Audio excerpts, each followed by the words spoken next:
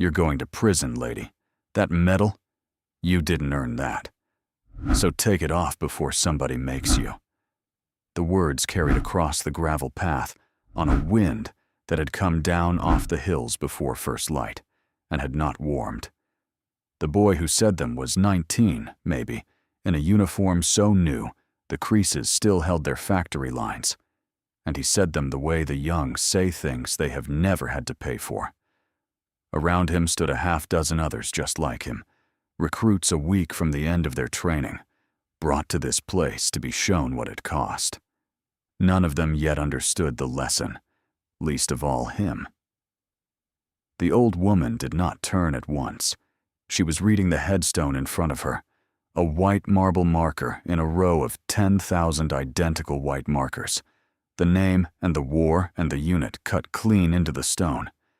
And she finished reading it the way she finished everything, completely, before she lifted her eyes. She wore a plain blue coat against the cold, buttoned to the throat, and at the throat, on a narrow ribbon, the pale washed color of a winter sky, hung a small five-pointed device that the boy had decided was a lie. She had been spoken to in worse places than this, by louder men with more to lose. She turned her head, and she looked at him, and she said nothing. The wind moved through the rows. Somewhere down the slope, a flag line snapped against its poles. The recruits shifted, sensing a thing they could not name, the way animals sense weather. Their escort, a staff sergeant in his 30s, had walked on ahead and stood 20 yards off with his back to them, pointing out the white columns of the memorial amphitheater rising over the trees, talking to the half of the squad that had followed him. He had not yet heard. 40 yards in the other direction, on a level apron of grass near a fresh grave, a ceremonial honor guard was dressing its line for a morning service. 8 soldiers in dark blue, white gloves, the brass of them catching the low sun. The man setting them was a sergeant first class named Aaron Pruitt, 46 years old, who had spent 11 years folding flags and carrying the dead the last few feet of their journey, and who had learned in that time to read a person the way other men read a page. He glanced down the path toward the small commotion on the gravel. His eye went to the boy first, the way the eye goes to motion. Then it went to the old woman, and to the pale blue ribbon at her throat, and it stopped there. Pruitt had buried generals.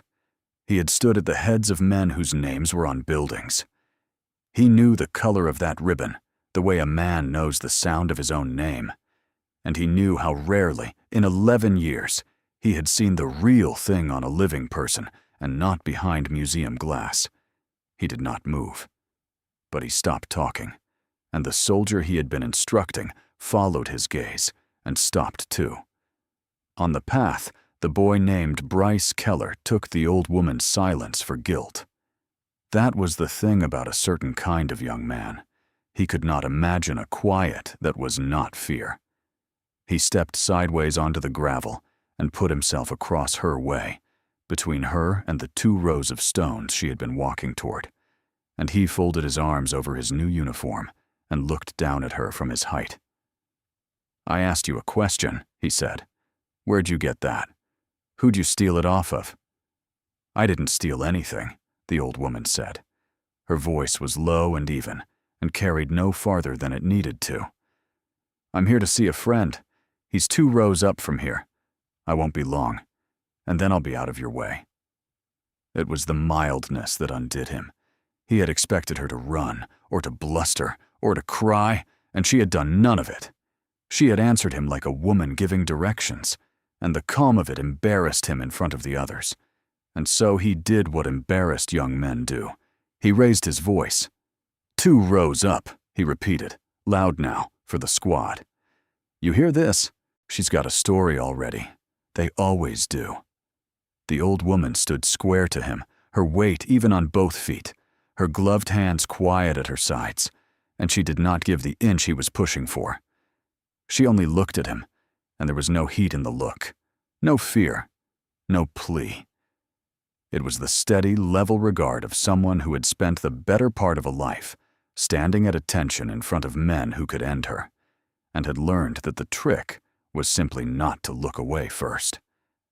Down the slope, Sergeant First Class Pruitt handed his guidon to a corporal and began, unhurried and official, to walk toward the path. "Prove it," Keller said. He had found his footing now in the noise of his own voice. "You want me to believe you? Show me an ID. Tell me your unit. Say one true thing, and I'll let you go to your little grave." The old woman regarded him for a moment longer. Then she did a thing he had not asked for and could not have predicted.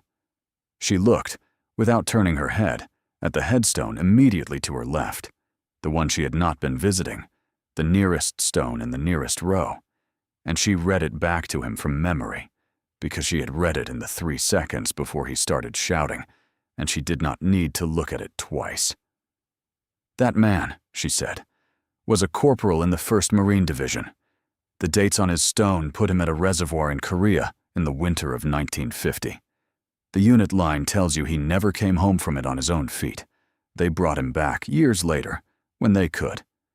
You're standing on the grass over a man who held a frozen road open so other men could walk down it. I'd take your boots off it if I were you, or at least lower your voice." The squad had gone quiet. The phone that one of them had been holding up drifted down a few inches. "You looked that up," Keller said, but the certainty had thinned in his throat. "I didn't look anything up." She had not raised her voice the entire time. "I can read a stone, Private. It's most of what I came here to do." One of the recruits, a heavy-set boy at the back who had been quiet the whole time, leaned toward Keller and said his name. Low, Keller. And there was a warning in it that the boy himself could not have justified if asked. He had seen the pale blue ribbon, and some half-buried thing in his memory had turned over. A slide his drill sergeant had shown them once. A color. A meaning. He could not place it. But he said the name again. Keller waved a hand at him without looking. What Keller could not have known, what none of them had been taught yet, was that the woman in the blue coat had spent 23 years learning to measure men in the first 3 seconds of meeting them, because in the work she had done, the measure you took in those first 3 seconds was the difference between walking out of a valley and staying in it forever. She had measured Keller already. She had measured the heavy-set boy at the back who kept saying his name and found in him something worth the saving.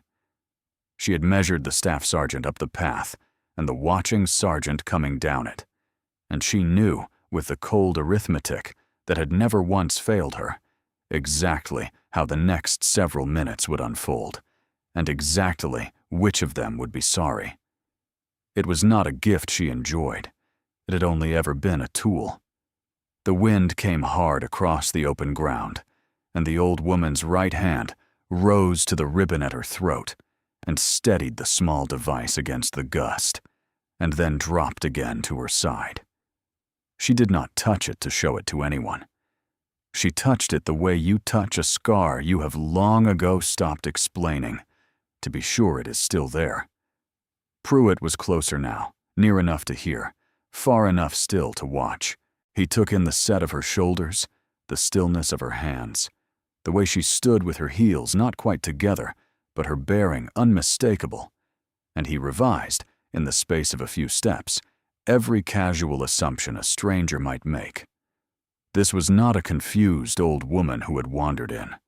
This was a soldier standing in a cemetery, and she was wearing the highest thing a soldier could wear, and a 19-year-old recruit had his finger in her face.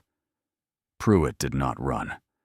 Running was for emergencies you had failed to see coming, and he had seen this one coming the moment his eye caught the ribbon.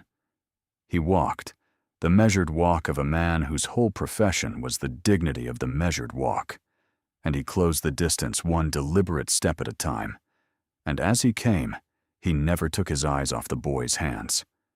Keller, sensing the squad slipping away from him into that uneasy quiet, did the only thing he knew to do with a crowd that was turning. He reached for them again with his voice. "She's a fraud," he announced. To all of them. to the rows of the dead, to the wind. I'm calling it. You don't get to wear that and walk around lying to soldiers. That's an insult to every real one of us. And the old woman, who had once held a tree line alone, so that real ones of them could live to grow old and forget her, simply waited, the way she had once waited in worse silences than this, for the boy to run out of the breath he was so sure of. He did not run out of breath. He found instead an audience inside himself, and he began to perform for it. "Let me tell you how this works," Keller said, turning half away from her now, addressing the squad like a guide at a museum. "People like her, they buy these things. You can get them online. They put on a sad little coat, and they come to a place like this, where everybody's feeling something, and they soak it up. The metal does the work. Nobody ever checks. Nobody ever has the guts to check." He turned back to her. "I've got the guts to check." The phone came back up. A second one joined it. "What's your name?" he said. "Go on. What was your rank? You don't even know the words, do you? Say a rank for me. Say 1. "Command Sergeant Major," the old woman said quietly. Keller laughed, delighted, because it was exactly the sort of overreach he had been waiting for. "Command Sergeant Major," he crowed. "Of course. Not a sergeant. Not even a first sergeant. She goes straight to the top. You hear the ones they pick. Always the biggest one in the book." He stepped closer, crowding her, making her stand, and take the wind full in the face. "You don't even know what that is. You couldn't tell me what a command sergeant major does if your life was on it." The old woman gave back exactly 1 inch, and no more, and on the next gust, she did not give that. "A command sergeant major," she said, "is the senior enlisted soldier in a formation. He carries the standard. He is the commander's right hand and the soldier's voice. And when it goes bad, he is the last one off the line, because the others have to see that someone stayed." She paused. "I can tell you what one does, Private. I did it for a while." 20 yards up the path, the staff sergeant escort finally turned, having heard at last the wrong kind of quiet behind him, and called out, "Squad, we're moving! Let's go! We've got the amphitheater, and we are on a clock." Half the recruits peeled off toward him at once, grateful for the exit. The other half stayed, held by Keller and by the spectacle, unwilling to miss the end of it. "Go ahead," Keller called back over his shoulder, grinning, sure of himself. "I'm handling something real. This is real Army business right here." The staff sergeant, not yet understanding what he was looking at, hesitated, and in that hesitation lost the thread of it, and turned back to the soldiers he could see and the schedule he could control. Keller felt the squad's attention like warmth on his face, and he leaned into it. He told them she had surely done this before. He built her a whole career of fraud out of nothing but the certainty in his own mouth, and the more he invented, the more real it felt to him. Because that is how it works in a young man who has never once been made to answer for a single word he has said. He did not notice that the laughter behind him had stopped. He did not notice that 2 of the recruits had taken a half step back from him, the way a person steps back from a man who is about to walk off a roof. He noticed only the old woman, standing in front of him refusing to break, and her refusal had become, somewhere in the last 2 minutes, the most important thing in his small and certain world. If you have ever watched the young decide that an old woman was nobody, that her quiet was weakness, that her years were a thing to step over, then stay with this one to the end and subscribe to the Veteran Vault, because the next few minutes are why this channel exists. Keller stepped in again, close enough now that she could smell the new fabric of his uniform and the cheap coffee on his breath. "Off the path," he said. "You stand right there, in the grass, and you don't move until somebody official comes and deals with you. You understand me? You're being detained." The old woman looked past him, past his shoulder, past his certainty, to the long ranks of white stones that ran down the slope and over the rise and out of sight. More of them than a person could count in a day. Each one a name, each one a morning like this one for someone. And she let her eyes rest there a moment, on the only audience in that place that had ever truly counted to her. "All right," she said. "I'll wait for your someone official. I've waited for worse." The certainty of it seemed to unsettle Keller more than any argument could have. He had wanted a fight, or tears, or flight, something he could win and be seen to win. Instead, she had agreed to be detained by a boy with no authority to detain anyone, and she had done it the way a person agrees to wait out a passing rain, and the very ease of her obedience made him feel, for the first time that morning, that he might have the whole shape of the thing wrong. And she stepped off the gravel and onto the grass, and stood among the dead like one of them, and was still. It should have ended there. A foolish boy, an old woman's patience, a tour that moved on. But Keller had built something in front of the squad now, and a certain kind of young man cannot leave a thing half-built. He had detained her in his own mind. Now he needed evidence. "That comes off," he said, and pointed at the pale blue ribbon. "Right now. You hand that to me before the MPs get here, because when they run you, it's going to go a lot better for you if you gave it up than if they pull it off you. That's me doing you a favor." "I'm not going to hand it to you," the old woman said. "Then I take it." He said it flatly, the way he imagined an authority would say it. "It's evidence. You're impersonating a recipient of whatever that's supposed to be. That's a federal crime, lady. You're going to prison. I'm not kidding you. People do real time for that." A small knot of other visitors had slowed on the path now, a couple with a folded program from some other service, an older man with a cane, a woman holding a single white rose, and not one of them stepped forward.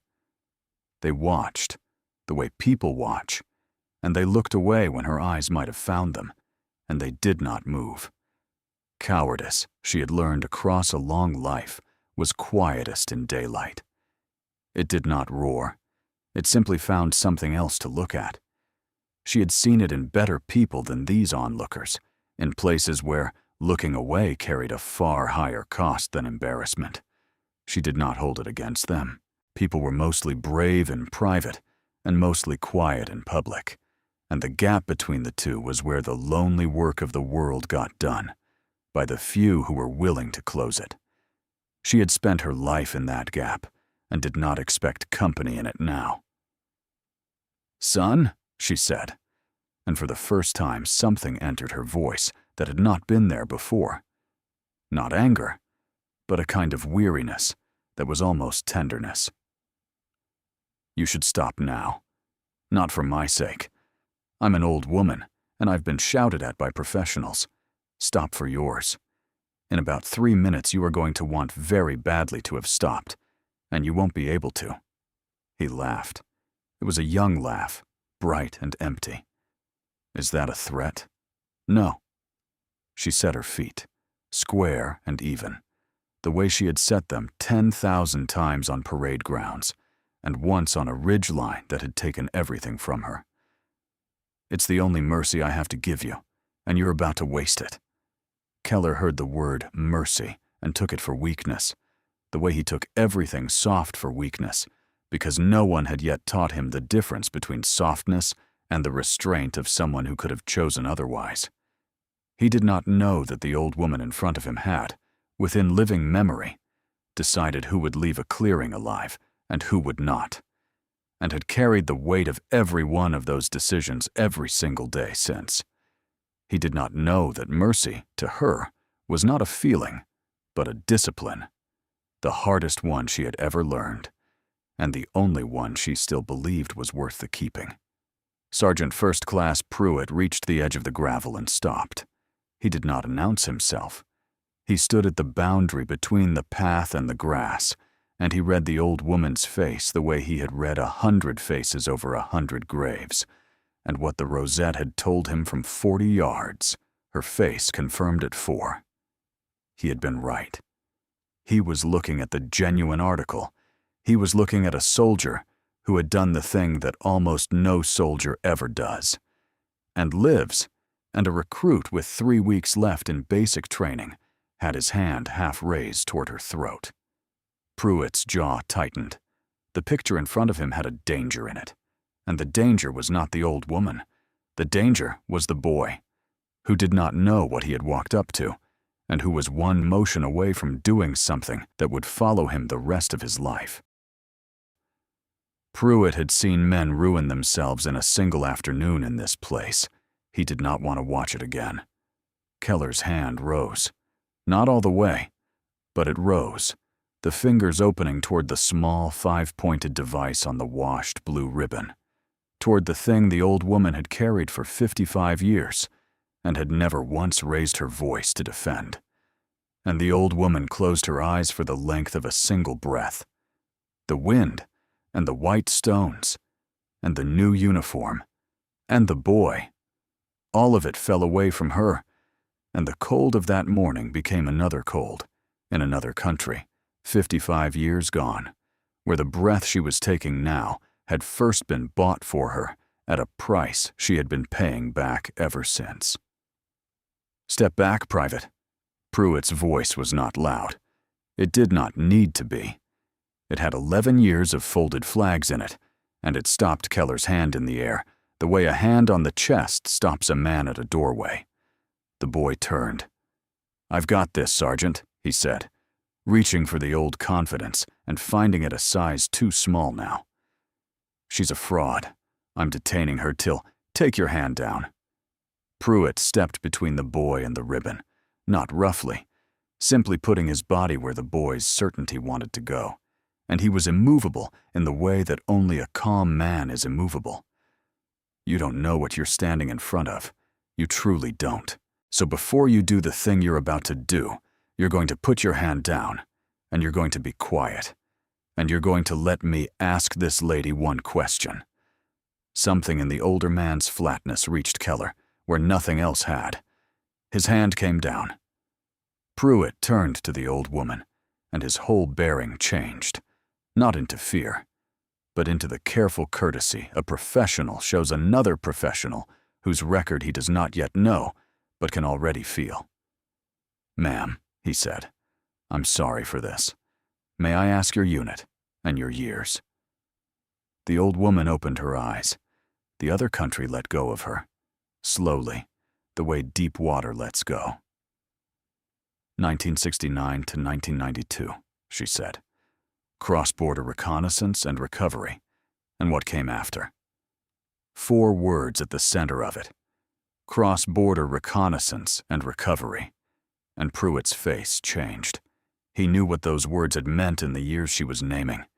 He knew that the people who did that work were mostly names on walls now, and that the ones who came home did not, as a rule, talk about it, and did not, as a rule, wear what she was wearing, because almost none of them had been given it. He looked at the pale blue ribbon again, and this time he understood it all the way down. For a moment, Pruitt simply looked at her, and in his face was the particular humility of a man who spends his days honoring the dead and has just discovered one of the truly honored among the living standing in his cemetery, being shouted at by a child. He had read about her kind of unit in the closed-mouth way such things were ever written down, in the half-sentences and the redactions. He had never once expected to stand next to it on a Tuesday morning. "Stay here, please, Sergeant Major," Pruitt said, and the title, spoken plainly and without irony, landed on Keller like cold water. "Give me 30 seconds." He turned to the young soldier holding his guidon at the line and lifted 2 fingers, and the corporal came at a jog, and Pruitt spoke to him low and fast, a name, a phrase, an instruction, and pointed up the slope toward the level apron where the morning's interment was assembling, and where, among the dark suits and the dress blues, a man with a single star on each shoulder stood waiting to honor someone else's dead. The corporal's eyes widened. He went up the hill at a run, his white gloves flashing, the dignity of the place forgotten in his hurry, and no one stopped him, because the men who guarded this ground knew that some errands outranked decorum.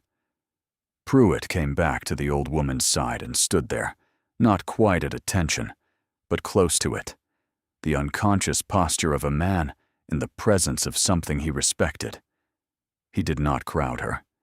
He had learned, in 11 years of standing beside other people's grief, that the greatest courtesy you could pay a person was to be near them without demanding anything at all, and so he simply held his place at her shoulder and let the boy stew in the silence he had built for himself.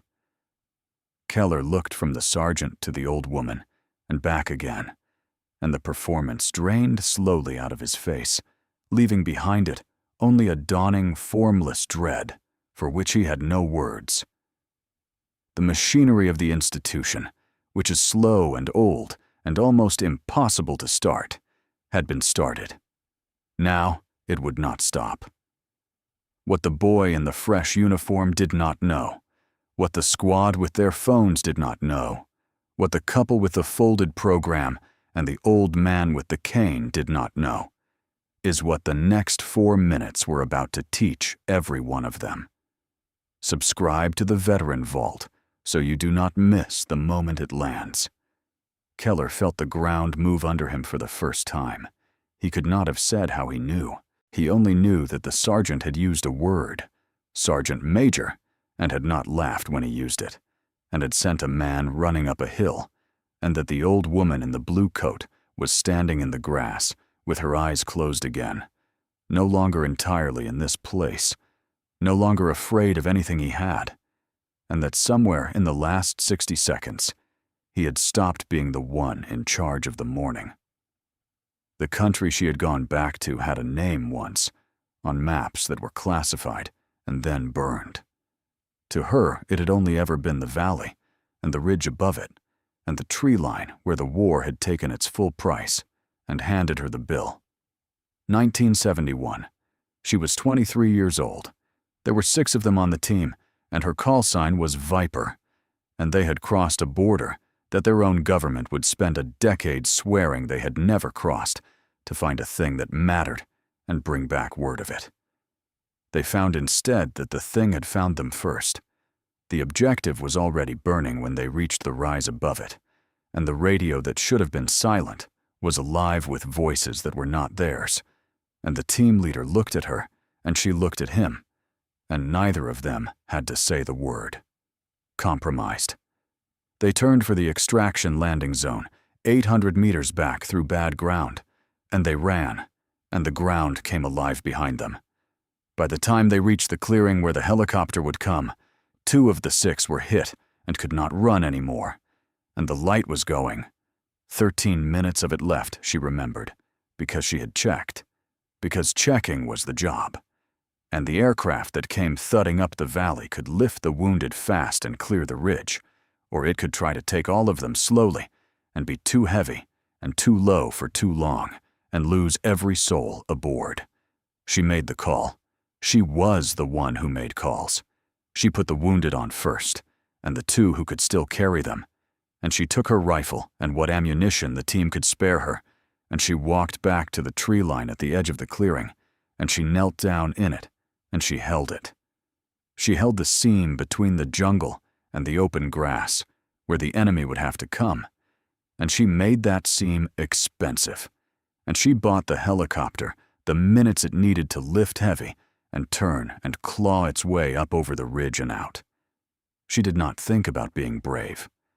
Brave was a word for afterward, for other people.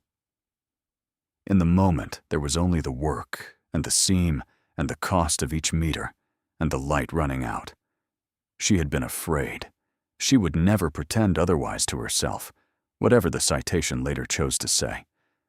But fear, she had long ago learned, was only information, and information was useful, and she had used hers to count her rounds and watch the seam and hold the line 1 more meter, and then 1 more meter after that.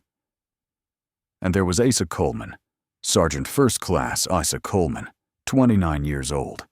The team sergeant, the steadiest man she had ever known, who was already on the aircraft, who was safe, who had a wife and a daughter, and every reason in the world to let the skid lift and carry him home. He looked down and saw that she was not coming, and he did the thing that the steadiest men do, the thing that ruins the people who love them. He jumped back down into it. He came down the slope under fire, against every order, against sense, and he reached her at the tree line, and he got a hand in her gear, and he hauled her up and turned her toward the aircraft, and he put his own body between her and the seam she had been holding. And in the last few meters, with the skid in sight, the war took the price it had been waiting all evening to take.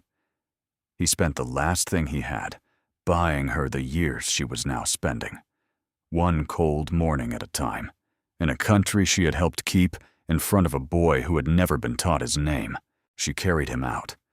She would not let them leave him, and they did not, and that was the only mercy the evening allowed.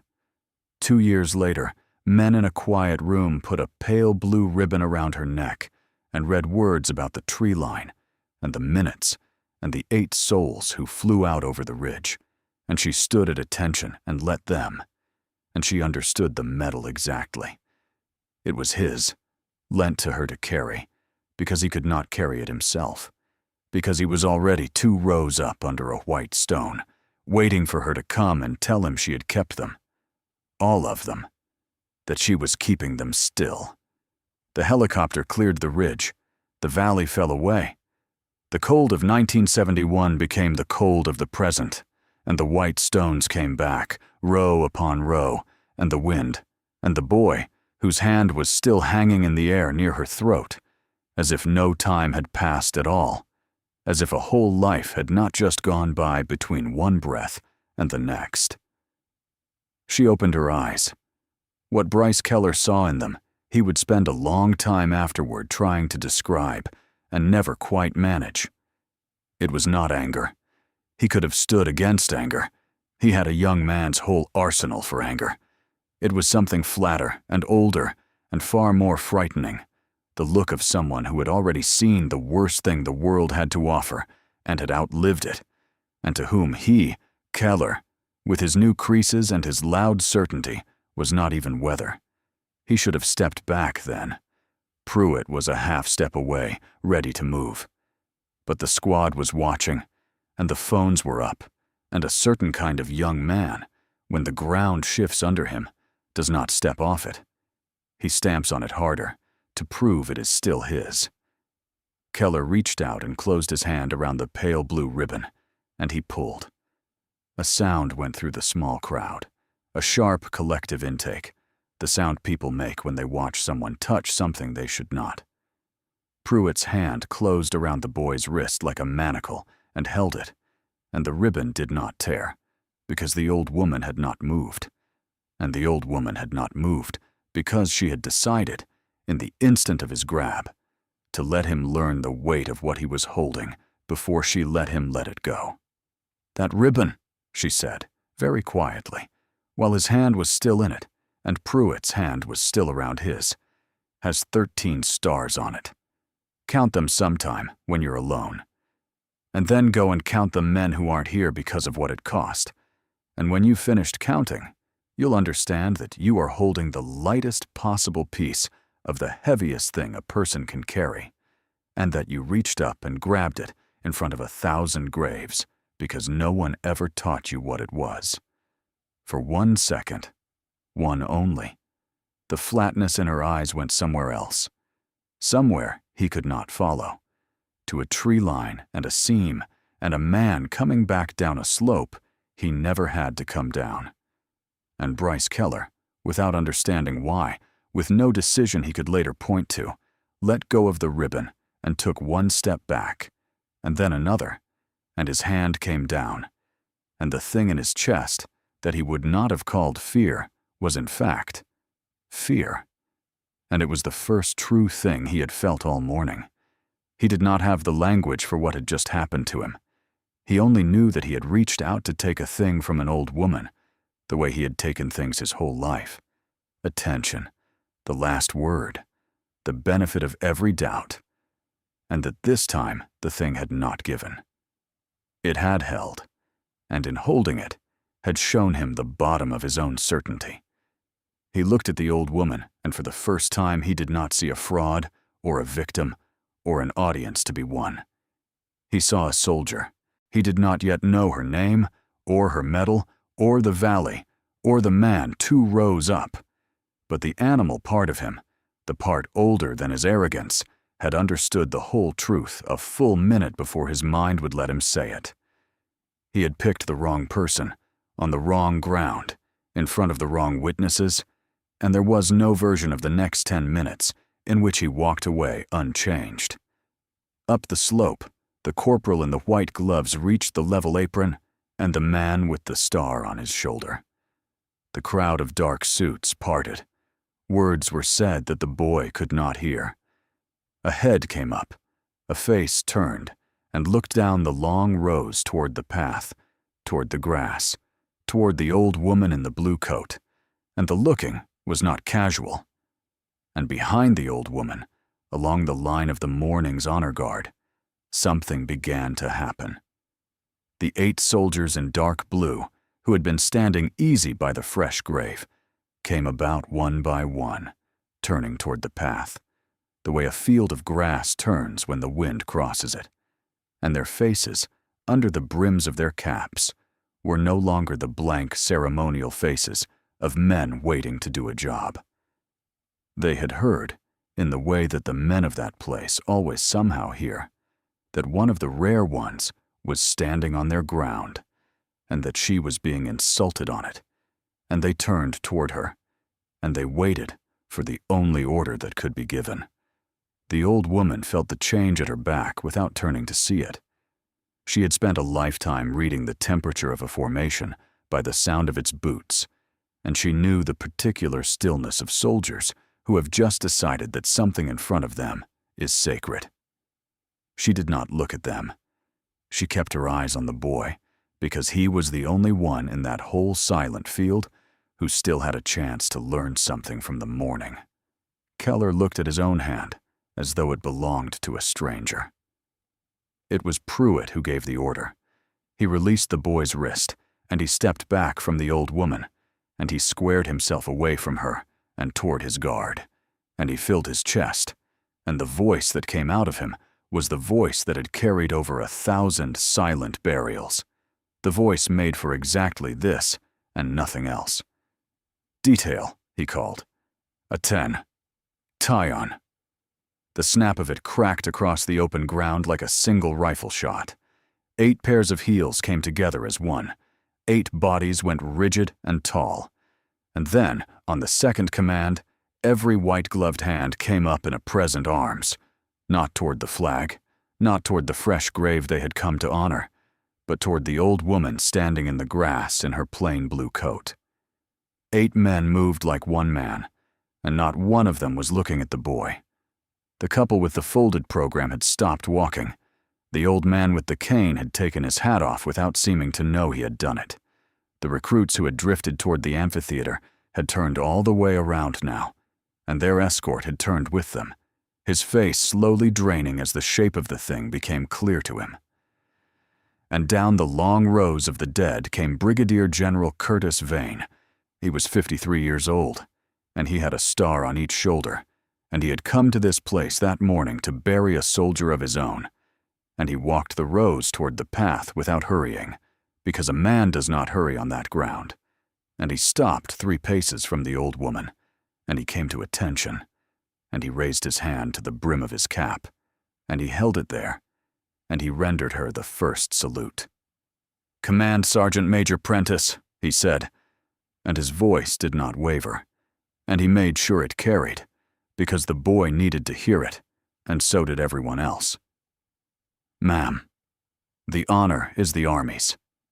He did not lower his hand until she was ready. Then he turned, just slightly, so that the squad and the crowd and the white-faced staff sergeant could all see him, and he said it plainly, the way you say a thing you have known by heart since you were a lieutenant. This is Command Sergeant Major Eleanor Prentice. In 1971, she crossed a border this country swore for 10 years it never crossed, and when her team was compromised, she put her wounded on the aircraft, and she held the tree line alone so the rest of them could live. She wears the Medal of Honor. There are 8 men who walked out of that valley because she would not leave the line. He paused, and his eyes went up the slope, to a row, 2 up from the path. One of them is buried right here. Sergeant First Class Asa Coleman. He went back down the hill for her, and he did not come home. She came this morning to see him. He let the words stand in the cold air, and he did not soften them, because softening them would have been a small mercy to the boy and a large disservice to the dead. And Brigadier General Vane had decided long ago which of those mattered more. He had known her citation by heart since he was a lieutenant. He had read it aloud once a year, every year, to soldiers who needed to understand what the words valor and selfless service meant when they were spent all the way down to the last coin. He had never once imagined he would stand and say them 3 paces from the woman herself, on a morning he had come to this hillside to bury someone else. The understanding moved through the squad, like cold through a wall. The phones had come down. One of the recruits was crying and did not know it.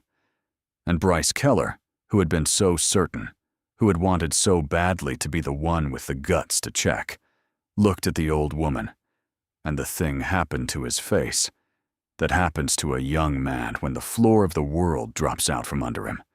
Confusion first, a frown, a no, this is wrong, this isn't how it goes. Then disbelief, a small shake of the head.